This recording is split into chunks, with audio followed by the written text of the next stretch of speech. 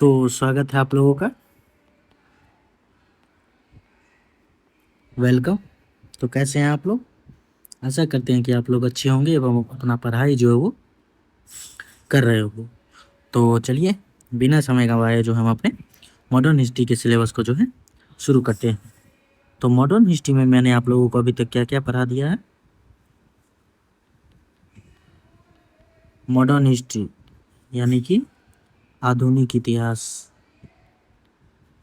आधुनिक इतिहास अभी जो हमारा टॉपिक चल रहा है, अभी हमारा यही टॉपिक चल रहा है। तो इस टॉपिक में मैंने आप लोगों को जो है सबसे पहले आप लोगों को जो है यूरोपियों का आगमन बताया। क्या बताया? यूरोपियों का आगमन मैंने आप लोगों को जो है सबसे पहले बताया। यूरोपियनों का आगमन यानी कि advent of Europeans. Advent of Europeans इसके बारे में मैंने आप लोगों को बताया। यूरोपियों के आगमन के बाद मैंने आप लोगों को क्या बताया? यूरोपियों के आगमन के बाद मैंने आप लोगों को मुगलों का पतन बताया। क्या बताया? मुगलों का पतन बताया यानी कि decline of Mughals. Decline of Mughals. तो मुगलों का पतन भी मैंने आप लोगों को जो है पिछले लेक्चर में पढ़ा दिया। उसके बाद आज का जो हमारा टॉपिक है, हमारा जो आज का टॉपिक है, उस टॉपिक का नाम है हमारा क्षेत्रीय राज्य। क्या नाम है उस टॉपिक का हमारा? उस टॉपिक का नाम है हमारा क्षेत्रीय राज्य यानी कि regional state. Regional state. Regional state. तो आज जो हमारा टॉपिक है वो हमारा कौन सा है? Regional state. अगर देखिए जो रीजनल स्टेट जो होगा, या ये तो मैं इसमें 4-5 रीजनल स्टेट के बारे में पढ़ाऊंगा, प्रमुख प्रमुख जो है, जिससे क्वेश्चन आपके जो है एग्जाम में पूछा जाता है। तो इसमें रीजनल स्टेट में सबसे पहले मैं आप लोगों को जो बताऊंगा, रीजनल स्टेट में सबसे पहले मैं आप लोगों को जो है सबसे पहले आपको बताऊंगा वो होगा हमारा बंगाल। क्योंकि सबसे ज़्यादा हमारे एग्जाम में जो है बंगाल से ही क्वेश्चन पूछा जाता है। बंगाल के बाद जो मैं आप लोगों को बताऊंगा, बंगाल के बाद मैं आप लोगों को बताऊंगा वो होगा हमारा मराठा। क्या होगा उसके बाद? बंगाल के बाद होगा मराठा। मराठा पढ़ाने के बाद मैं आप लोगों को क्या पढ़ाऊंगा? मराठा पढ़ाने के बाद मैं आप लोगों को जाट साम्राज्य, जाट सॉरी, मराठा पढ़ाने के बाद उसके बाद मैं आप लोगों को अवध पढ़ा दूंगा। क्या पढ़ा दूंगा? अवध। अवध पढ़ाने के बाद मैं आप लोगों को जो है जाट राज्य पढ़ा दूंगा, और जाट पढ़ाने के बाद जो है मैं आप लोगों को मैसूर पढ़ा दूंगा, और मैसूर के बाद जो है हमारा वो होगा हमारा पंजाब। यानी कि इतने सारे जो है रीजनल स्टेट को मैं आप लोगों को पढ़ाऊंगा। और इस टॉपिक को ख़त्म करने से पहले पहले मैं आप लोगों को इसमें जो है कर्नाटक युद्ध के बारे में बता दूंगा। तो कर्नाटक युद्ध हुआ क्या, हुआ क्यों था, कितने कर्नाटक युद्ध हुए थे, ये सब मैं आप लोगों को इसमें बता दूंगा। तो आज का हमारा टॉपिक क्या है? आज का हमारा टॉपिक है बंगाल। अभी जो हम शुरू करेंगे वो कौन से शुरू करेंगे? अभी हम शुरू करेंगे बंगाल से शुरू करेंगे।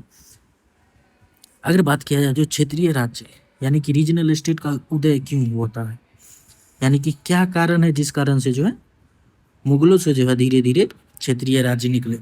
तो धीरे धीरे क्षेत्रीय राज्य निकलने का प्रमुख कारण है, पहला तो कारण है हमारा मुगल सत्ता का कमजोर होना। मुगल सत्ता कमजोर। क्षेत्रीय राज्य उदय होने का प्रमुख हमारा कारण है वो है मुगल सत्ता का कमजोर हो जाना। क्यों? क्योंकि औरंगजेब के बाद, किसके बाद? औरंगजेब के बाद जो है हमारा, औरंगजेब के बाद जो है ऐसे कोई योग्य शासक नहीं आए जो उस समय की सत्ता को जो है केंद्रीकृत कर पाए। जिस कारण से जो हो गया बहुत सारे ऐसे छोटे छोटे राज्य जो उतना योग्य थे, यानी कि क्षेत्रीय राज्य में बहुत सारे ऐसे सैनिक थे या वैसे बहुत सारे ऐसे दीवान थे जो राजा से ज़्यादा योग्य थे। तो इन्होंने धीरे धीरे विद्रोह किया। विद्रोह करने के बाद जो है अपना स्वतंत्र राज्य घोषित कर दिया। इस प्रकार से जो हमारा क्षेत्रीय राज्य क्या हुआ, क्षेत्रीय राज्य का उदय हो गया। और ये उसके बाद एक और उदय का कारण है वो है उत्तराधिकार का युद्ध। उत्तराधिकार का युद्ध। उत्तराधिकार का युद्ध उत्तराधिकार का युद्ध इसका कारण क्यों है? क्योंकि उत्तराधिकार में क्या होता था, मुगल के जो उत्तराधिकारी होते थे, जैसे औरंगजेब के 3 बेटे हुए, तीनों बेटे में युद्ध हो गया जो हम शासक बनेंगे। तो शासक बनने के लिए जो होता है अपने ही भाइयों में जो होता है युद्ध हो जाता है, इसी को हम क्या बोलते हैं, उत्तराधिकार का युद्ध। तो उत्तराधिकार के युद्ध के कारण जो है क्षेत्रीय जो दीवान होंगे या क्षेत्रीय जो शासक होंगे, जो उस मुगल शासक से ज़्यादा शक्तिशाली होंगे, वो जो है इस अवसर को भुनाएंगे और वो क्या करेंगे, क्षेत्रीय राज्य अपना की स्वतंत्र राज्य गठित कर लेंगे। और ऐसे यही 2 कारण हैं जिस कारण से जो होगा ब्रिटिश शासक भी जो होंगे, ब्रिटिश शासन जो आएगा धीरे धीरे, ब्रिटिश कंपनी जो होगी भारत पे अपना शासन स्थापित करने का प्रयास करेगी, इसी सब को देखते हुए, क्योंकि मुगल सत्ता कमजोर हो गई थी और उत्तराधिकार का युद्ध बहुत ही होता था। और उत्तराधिकार के युद्ध में जिस अगर कोई राजा को आप सपोर्ट कर देते हैं और अगर वो शासक बन जाते हैं तो वो आपको जो है बहुत सारा चीज़ देते हैं। बहुत सारी चीज़ देने का मतलब क्या है, यानी कि वो आपको ज़मीन दे देंगे, यानी कि दीवान आपको बना देंगे, या आपको कोई और अन्य अधिकार दे देंगे, जिस कारण से जो होता था क्षेत्रीय राज्य जो होता था सभी को सपोर्ट करते थे और उनसे कुछ ना कुछ ले देते थे।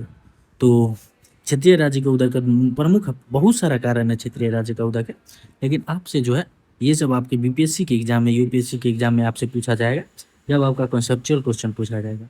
अगर आप सब इतना याद रखिए, जो क्षेत्रीय राज्य का उदय का 2 कारण था, पहला सत्ता कमजोर होना और दूसरा उत्तराधिकार का युद्ध। उसके बाद अब इसी क्रम में हमारा बंगाल भी इससे जो है अपवाद नहीं है, बंगाल भी इसका, क्यों? क्योंकि बंगाल भी इसी प्रकार से जो है धीरे धीरे अपना शासन स्थापित करेगा। तो चलिए सबसे पहले हमारा कौन सा है, सबसे पहला हमारा क्षेत्रीय राज्य है वो है हमारा बंगाल। क्षेत्रीय राज्य में सबसे पहला हमारा कौन है, सबसे पहला है हमारा बंगाल। क्या है हमारा बंगाल। अगर बंगाल के बारे में बात किया जाए तो ये 1722 में जो है ये अपने आप को स्वतंत्र घोषित करेगा और 1765 तक जो है ये बंगाल पे शासन करेगा। क्यों? क्योंकि 1765 में जो होगा, 1765 में अंग्रेज से जो है ये बक्सर के युद्ध में हारने के बाद इलाहाबाद की संधि करेंगे और अपना राज्य समाप्त कर लेंगे, या कंपनी इसको जो है समाप्त कर देंगी। तो ये हो गया हमारा बंगाल। अगर बंगाल के बारे में बात किया जाए तो पहले जो होता था बंगाल में जो होता था पहले, बंगाल में मुगल शासक जो होता था वो दीवान नियुक्त करता था। क्या नियुक्त करता था? दीवान नियुक्त करता था। क्या नियुक्त करता था?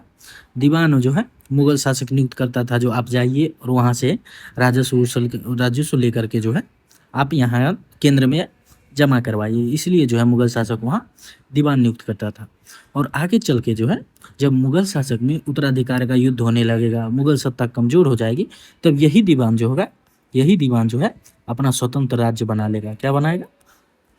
अपना स्वतंत्र राज्य बनाने के लिए जो है स्वतंत्र राज्य बना लेगा, अपना स्वतंत्र राज्य बना लेगा। और बंगाल में भी जो इसी प्रकार हुआ। बंगाल में जो दीवान नियुक्त किया जाता था, वही दीवान जो होंगे, एक दीवान जिसका नाम है मुर्शीद कुली खां, वो अपने आप को मुगल शासक से स्वतंत्र घोषित कर लेंगे। इस प्रकार से जो हमारा मुगल से जो हो गया क्षेत्रीय राज्य यानी कि बंगाल का उदय हो गया। और वही दीवान के नियुक्त करने के क्रम में जो है 1700 में जो होगा वो मुगल शासक जो होंगे वो मुर्शीद कुली खां को, जिसको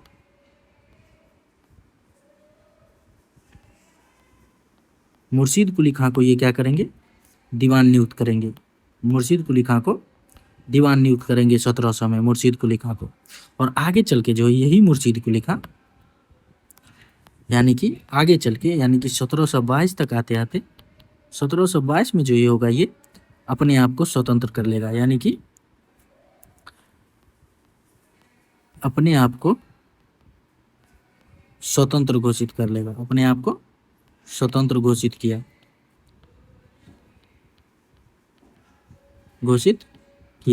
स्वतंत्र घोषित करने का क्या मतलब होता था?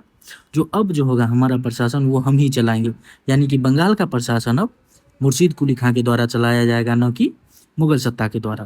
तो इस प्रकार जो होगा 1700 में जो कंपनी ने इसको क्यों नियुक्त किया? जो वहाँ से आप राजस्व लेके आएगी। लेकिन मुगल सत्ता कमजोर पड़ने के कारण और बहुत सारे उत्तराधिकार के युद्ध के कारण जो होगा 1722 में जो क्या करेगा, 1722 में ये अपने आप को क्या करेगा? स्वतंत्र घोषित कर लेगा। और उस समय का जो स्वतंत्र घोषित का एक प्रमुख कारण था वो था अब्दाली का आक्रमण। इसी समय में जो होगा अब 1739 में अब्दाली का आक्रमण होगा और इस समय जो मोहम्मद शाह रंगीला जो था वो नवाब था और ये उतना योग्य नवाब नहीं था, जिस कारण से जो क्या होता था बहुत सारे नवाब इसी काल में जो 1722 से लेकर 1720 और 1740 के क्रम में जो है इसी क्रम में जो है सभी क्षेत्रीय राज्य अपने आप को स्वतंत्र घोषित कर लेंगे। तो 1722 में भी क्या किया, मुर्शीद कुली खान ने अपने आप को स्वतंत्र घोषित कर लिया। तो बंगाल का संस्थापक हम किसको मानेंगे, तो ये मुर्शीद कुली खां क्या हो गया, मुर्शीद कुली खां जो हो गया बंगाल का संस्थापक हो गया, बंगाल का संस्थापक हो गया।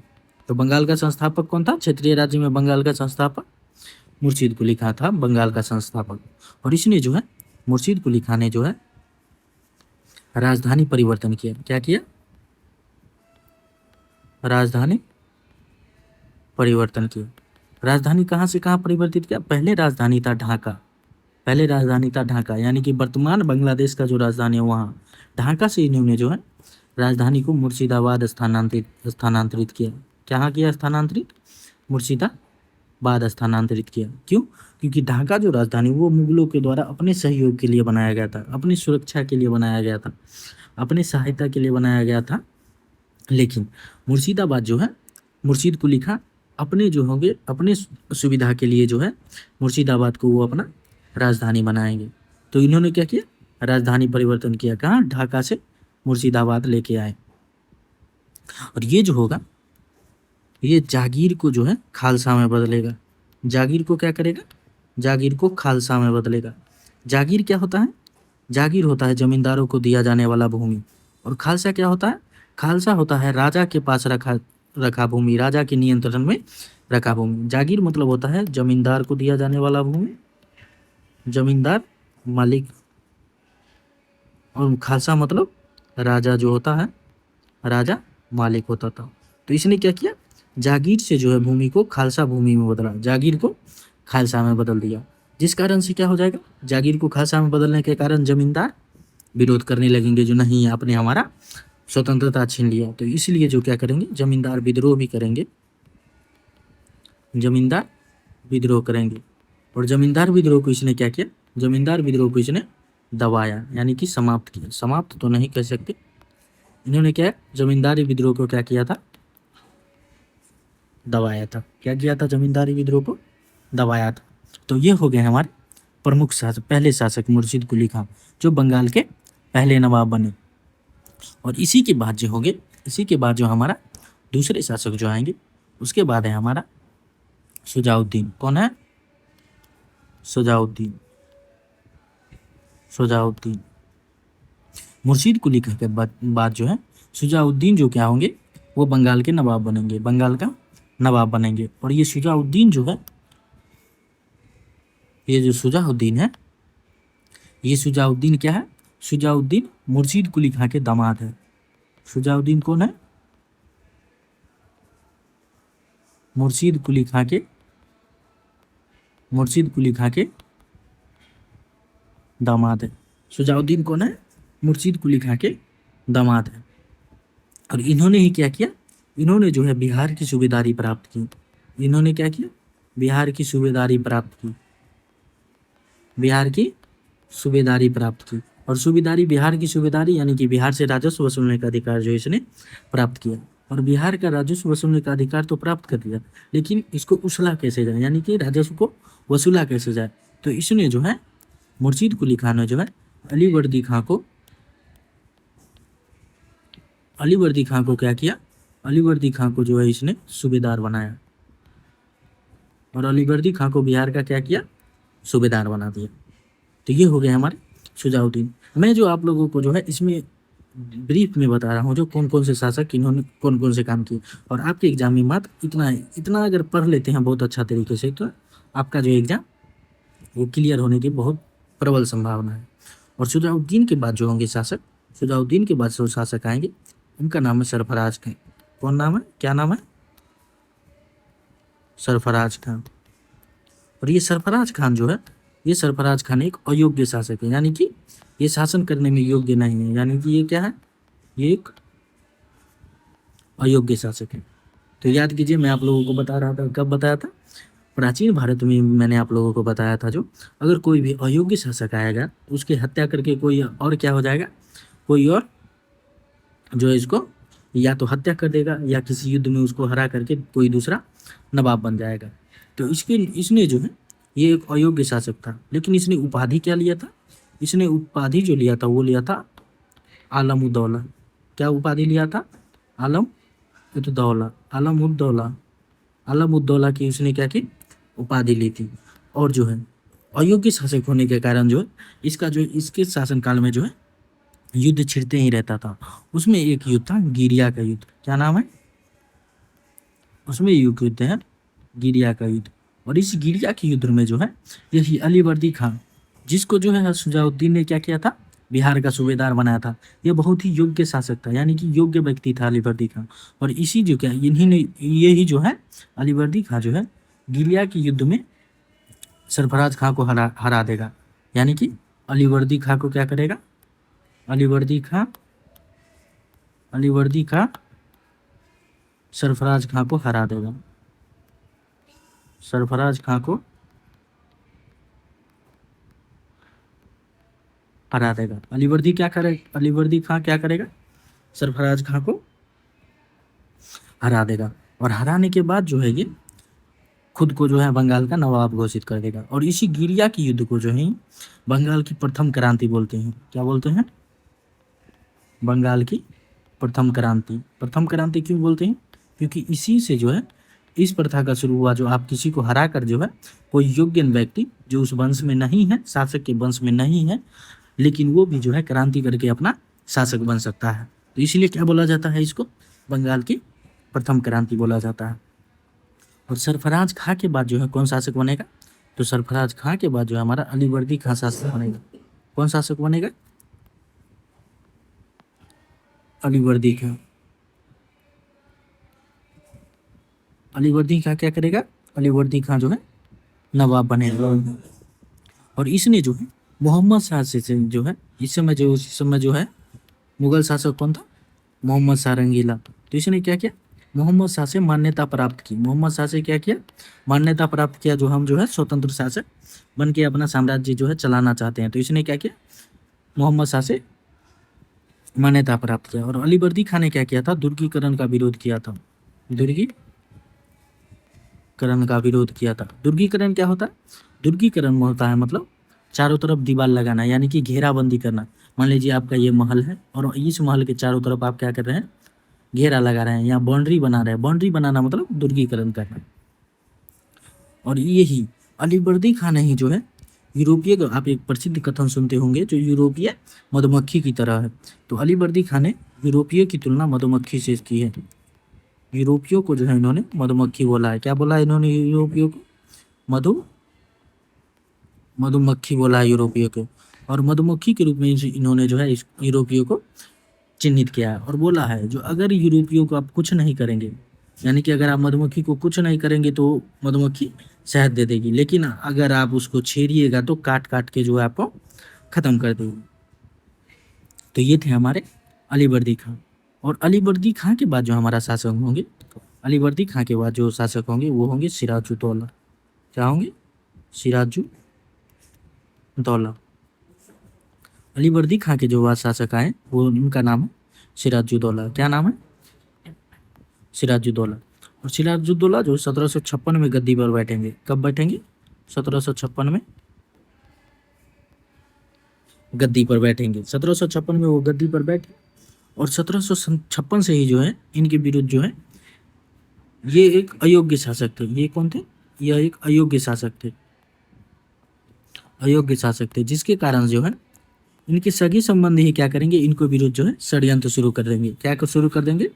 षड्यंत्र शुरू कर देंगे। षड्यंत्र शुरू हुआ। और षड्यंत्र शुरू कौन करेंगे? इनके रिश्तेदार ही क्या करेंगे? रिश्तेदार ही क्या करेंगे? षड्यंत्र शुरू कर देंगे।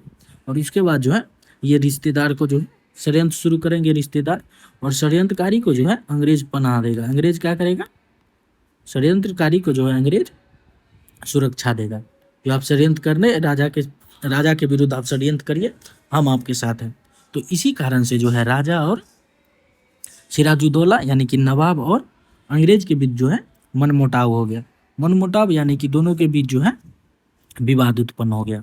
क्या हो गया दोनों के बीच? विवाद। किसके साथ विवाद हो गया? कंपनी के साथ, अंग्रेजी कंपनी के साथ जो क्या हो गया? विवाद उत्पन्न हो गया। विवाद का कारण क्या था? विवाद का कारण था, विवाद का कारण क्या था? तो विवाद का कारण, एक प्रमुख कारण तो था वो उनके रिश्तेदारों का जो है, रिश्तेदार उनका विरोध कर रहे थे और वो कंपनी यानी कि अंग्रेजी कंपनी क्या कर रहे थे? वो उनका समर्थन कर रहे थे। और कारण में और भी प्रमुख कारण था। पहले जो है नवाब, बंगाल में एक प्रथा थी जो अगर कोई नया नवाब बनेगा तो यूरोपीय कंपनी उनसे जाके जो है भेंट मुलाकात करेंगी। क्या करेंगी? भेंट मुलाकात करेगी।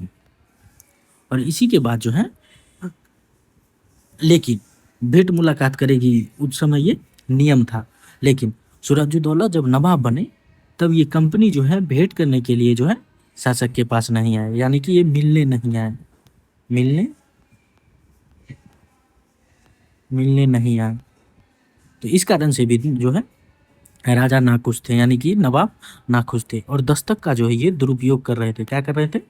दस्तक का दुरुपयोग कर रहे थे। मैंने आप लोगों को जो है मुगलों के पतन में बताया था, जो 1717 में फर्रुख सियर ने क्या किया था? अंग्रेजों के जो है दस्तक शुरू किया था अंग्रेजों के लिए। दस्तक मतलब क्या होता है? दस्तक होता है जो फ्री व्यापार करने के लिए प्रमाण पत्र। यानी कि दस्तक का ये क्या कर रहे थे? दुरुपयोग। किस प्रकार दुरुपयोग कर रहे थे? ये अपने तो फ्री व्यापार कर ही रहे थे, लेकिन इसका सुविधा जो है भारतीय व्यापारियों को भी दे रहे थे, जिस कारण से जो है बंगाल के नवाब को जो है आर्थिक नुकसान हो रहा था। जिस कारण से सिराजुद्दौला जो थे, बंगाल के नवाब सिराजुद्दौला, वो जो है इस कारण से बहुत ही नाखुश थे। तो ये हो गया दो विवाद का कारण। और इसके बाद जो है जब कासिम बाजार, कलकत्ता में एक बाजार है जिसका नाम है कासिम बाजार। कासिम बाजार का जो है जब सर्वेक्षण करने के लिए नवाब के लोग पहुंचे तो कासिम बाजार का सर्वेक्षण करने नहीं दिया गया। सर्वेक्षण नहीं करने दिया गया। किसके द्वारा? कंपनियों के द्वारा जो है सर्वेक्षण करने नहीं दिया गया। किसका? तो कासिम बाजार का जो सर्वेक्षण कंपनी के द्वारा नहीं करने दिया गया, जिससे क्या हो गया? जिससे जो है शासक भी गुस्सा हो गए। और इसी के बाद जो है विवाद के बाद सिराजुद्दौला ने क्या किया? तो सिराजुद्दौला ने क्या किया? विवाद के बाद सिराजुद्दौला ने क्या किया? तो सिराजुद्दौला ने जो है गुस्से में आके, क्रोध में आके उन्होंने क्या किया? कलकत्ता पर कब्जा कर लिया। क्या किया? कलकत्ता पर कब्जा कर लिया। कलकत्ता पर क्या किया? कब्जा कर लिया। कलकत्ता पर कब्जा कर लिया, जिस कारण से जो है ब्रिटिश अधिकारी को जो है, ब्रिटिश कहाँ चले गए? कलकत्ता पे से जो उनको निकाल दिया गया। तो ब्रिटिश ने क्या किया? फुल्टा द्वीप पर शरण लिया। कहाँ ले शरण लिया?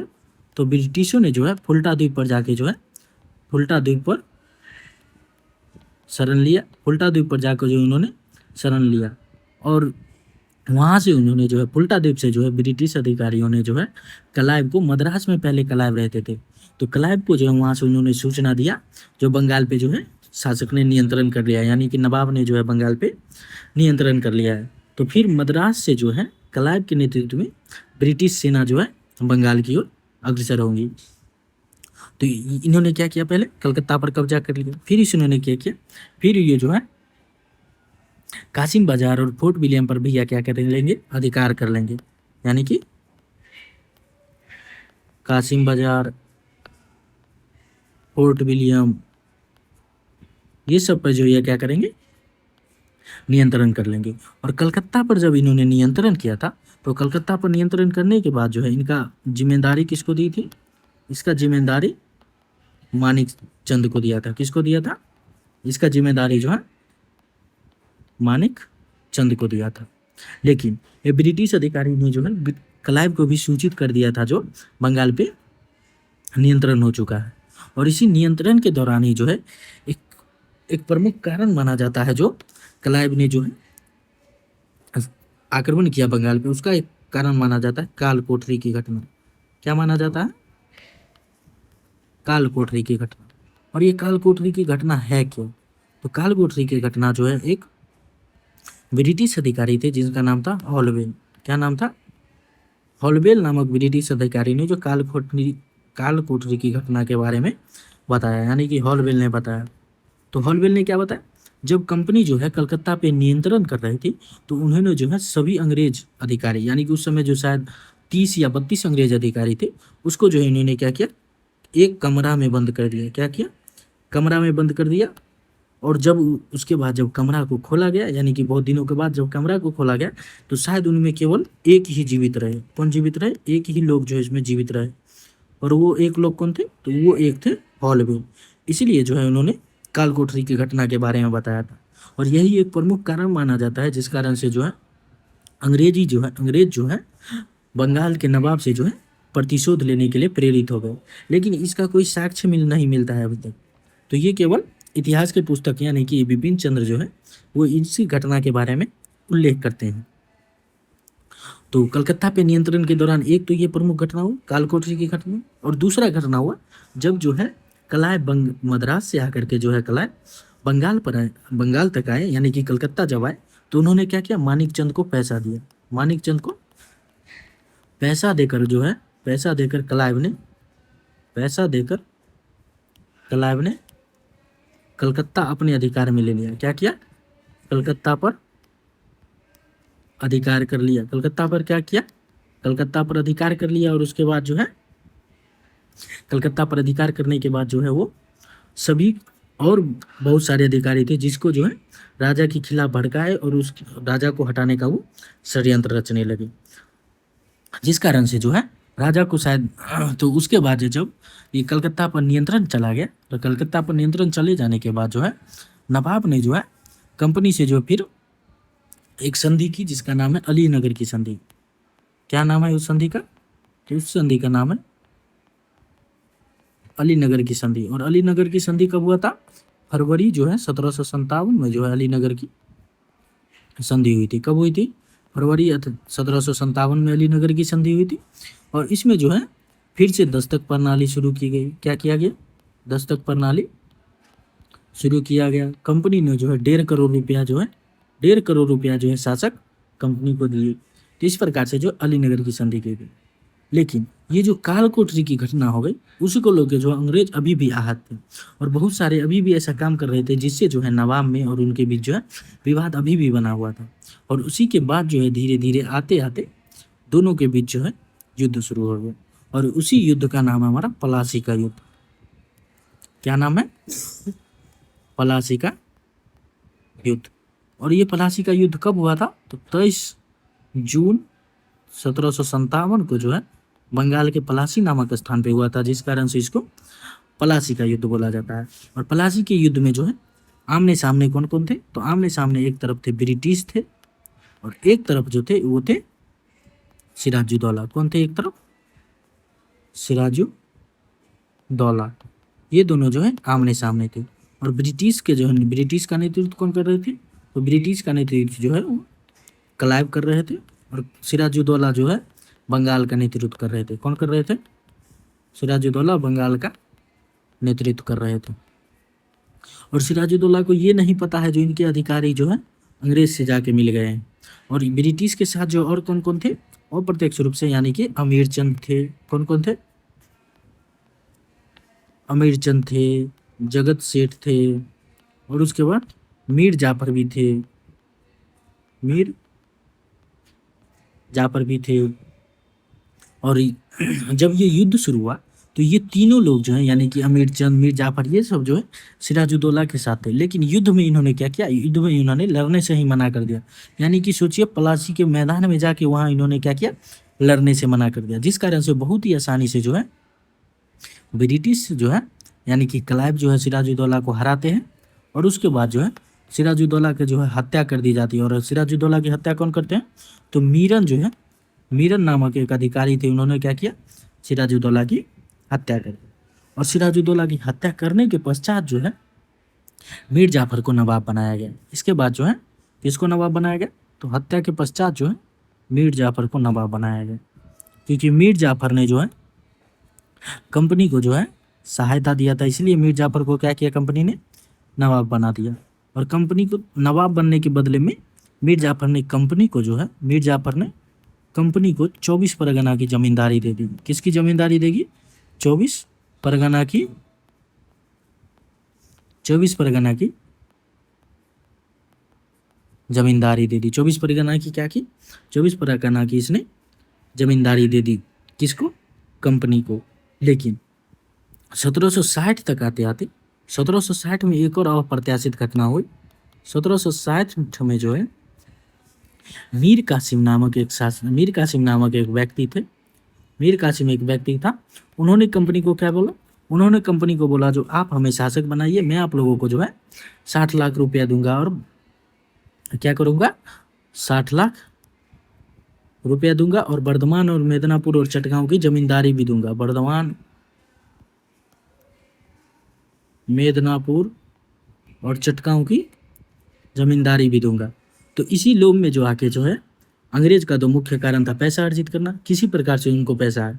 तो ये 1760 में मीर कासिम ने क्या बोला था, जो 60 लाख रुपया भी देंगे और बर्धमान मेदिनीपुर का जमींदारी भी इनको दे देंगे।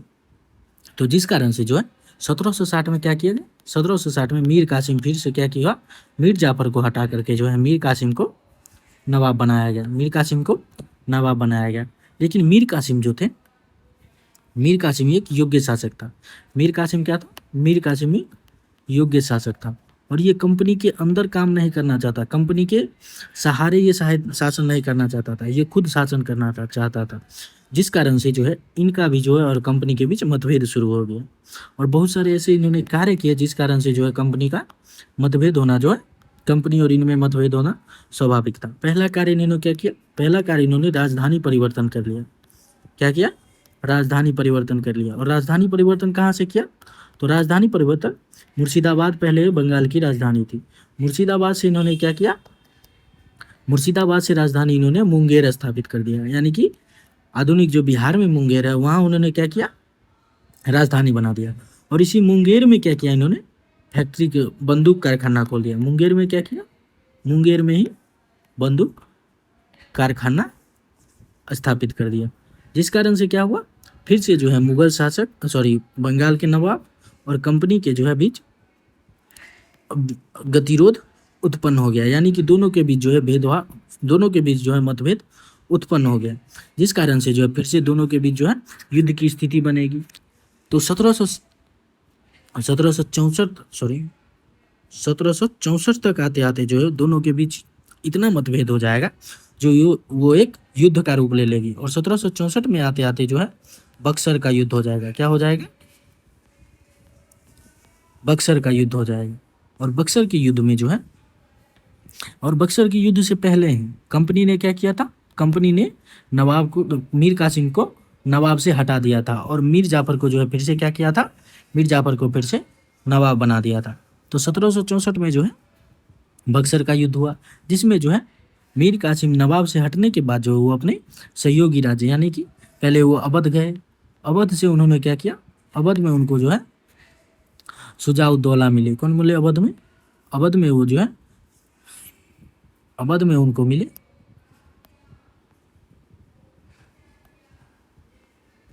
अवध में मिले उनको शुजाउद्दौला जो उनको अवध में, अवध के शासक थे उस समय के शुजाउद्दौला उन्होंने क्या किया, इनका साथ दिया। उसी के बाद हम उस समय जो मुगल शासक थे, उस समय मुगल शासक थे शाह आलम द्वितीय। कौन थे, शाह आलम द्वितीय। इन्होंने भी क्या किया, इन्होंने भी जो है मीर कासिम की सहायता की और एक मीर कासिम खुद ही थे, मीर कासिम एक खुद ही थे। इन तीनों ने क्या किया, इन तीनों ने योजना बनाया किसके खिलाफ, तो अंग्रेज के खिलाफ इन दोनों ने योजना बनाया जो हम अंग्रेज को हराएंगे। तो ये हो गए तीनों एक तरफ हो गए और अंग्रेज जो हो गए, अंग्रेज एक तरफ हो गए। और इन तीनों और अंग्रेज के बीच जो है, अंग्रेज में जो है इस समय जो अंग्रेज का जो है अधिकारी होगा, अंग्रेज की तरफ से नेतृत्व करेगा, उनका नाम है हेक्टर मुनरो। इस समय जो नेतृत्व कौन कर रहे हैं, हेक्टर मुनरो। और ये जो है बक्सर का युद्ध हुआ। तो बक्सर का युद्ध कब हुआ, 1764 में।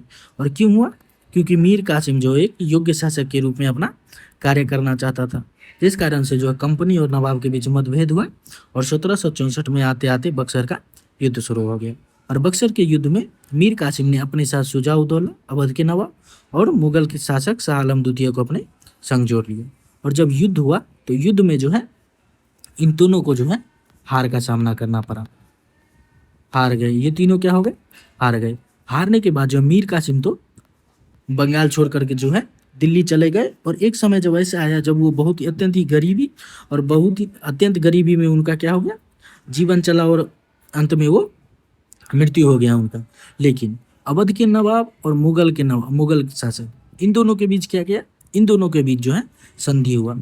तो इसी को हम क्या बोलते हैं, इन दोनों के बीच संधि को ही हम बोलते हैं इलाहाबाद की संधि। क्या बोलते हैं,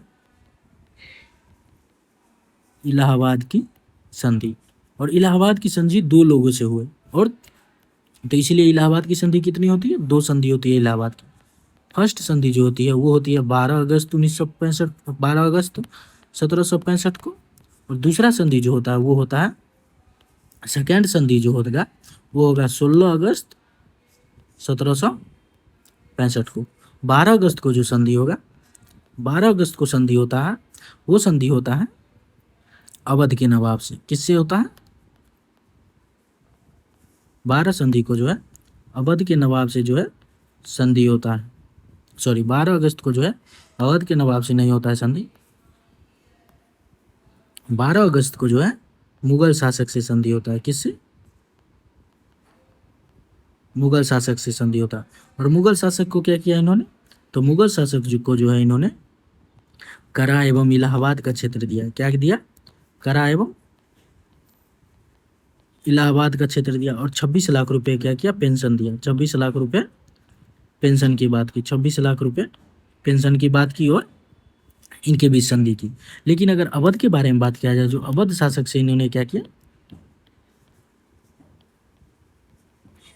और ये दोनों तो दिए, कंपनी ने करा एवं इलाहाबाद का क्षेत्र दिया और 26 लाख की जो है पेंशन दिया। लेकिन मुगल शासक ने जो इनको बंगाल, उड़ीसा और बंगाल, बिहार, उड़ीसा का दीवानी अधिकार कंपनी को दिया।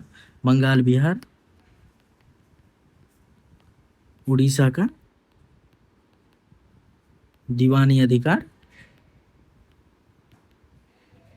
कंपनी को दिया। किसको दिया, कंपनी को दिया। तो फर्स्ट संधि में इतना चीज हुआ, यानी कि अंग्रेज, पहला संधि किनके किनके बीच हुआ, तो मुगल शासक और अंग्रेज के बीच। दूसरा संधि किनके बीच हुआ, दूसरा संधि जो हुआ वो अवध के नवाब के बीच हुआ। और नवाब ने कितना, नवाब ने 50 लाख रुपया जो है, नवाब 50 लाख रुपया कंपनी को देंगे नवाब। और उसके बाद जो है कर मुक्त व्यापार की अनुमति देंगे। किसकी अनुमति देंगे, कर मुक्त व्यापार की अनुमति देंगे। यानी कि कंपनी अवध में भी अब बिना कर दिए व्यापार कर सकती है। और उसके बाद जो है करा एवं इलाहाबाद का क्षेत्र भी कंपनी को देंगे। करा एवं इलाहाबाद का क्षेत्र कंपनी को दिया, कंपनी का क्षेत्र कंपनी को दिया। तो ये हो गया, यानी कि बंगाल के पश्चात जो हो गया ये इलाहाबाद की संधि हो गया। और इलाहाबाद की संधि के बाद जो है बंगाल पे जो अप्रत्यक्ष शासन किनका हो गया, तो बंगाल पे जो है अब अप्रत्यक्ष शासन जो हो गया वो कंपनी का हो गया अब अप्रत्यक्ष शासन। और इसी जो है 1765 से लेके जो है 1765 से लेके जो है 1772 तक जो कंपनी ने शासन किया बंगाल पे, अब यानी कि 1773 में जब हमारा रेगुलेटिंग एक्ट आएगा उससे पहले तक जो है 1772 तक जो है कंपनी क्या करेंगी, कंपनी अप्रत्यक्ष शासन करेंगी। कंपनी क्या करेंगी, अप्रत्यक्ष शासन करेगी बंगाल पे। यानी कि शासक और कंपनी दोनों साथ साथ क्या करेगी, शासन करेगी। और इसी दौर को हम बोला जाता है, इसी दौर में जो इन्होंने शासन किया इसको बोला जाता है द्वैध शासन। क्या बोला जाता है, द्वैध शासन। तो द्वैध शासन क्या होता है, जब कंपनी और नवाब, कंपनी प्लस नवाब दोनों मिलकर जो है शासन करे, उसको हम क्या बोलते हैं, द्वैध शासन। और कंपनी के पास इस समय कौन सा अधिकार था, तो कंपनी के पास जो इस समय राजस्व का अधिकार था। क्या था, राजस्व अधिकार था कंपनी के पास। यानी कि राजस्व वसूलने का अधिकार कंपनी के पास था। और नवाब के पास क्या था, नवाब के पास था प्रशासनिक अधिकार। प्रशासनिक अधिकार मतलब अगर कोई भी प्रशासनिक अधिकार मतलब प्रशासन चलाने का अधिकार हमारा नवाब के पास था। यानी कि अगर कोई भी दिक्कत इस क्षेत्र में आती है तो नवाब उसके लिए जिम्मेदार होंगे।